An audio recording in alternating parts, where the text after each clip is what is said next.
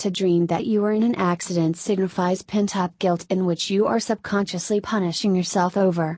Perhaps you are not proud of something you have done.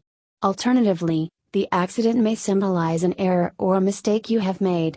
Accident dreams also represent your fears of being in an actual, physical accident. You may simply be nervous about getting behind the wheel. Or the dream is trying to warn you of some accident. To dream of a car accident symbolizes your emotional state. You may be harboring deep anxieties and fears. Are you driving yourself too hard? Perhaps you need to slow down before you hit disaster. You need to rethink or replan your course of actions and set yourself on a better path. Dreaming that someone is injured in a car accident means that you cannot control the action of others.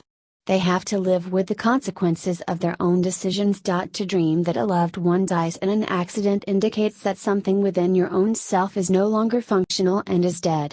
It is also symbolic of your own relationship with that person. Perhaps you need to let go of this relationship. If you dream that you die from the car accident and actually see the reactions of your loved ones, then it suggests that your reckless activity is affecting those around you. This dream is a wake-up call.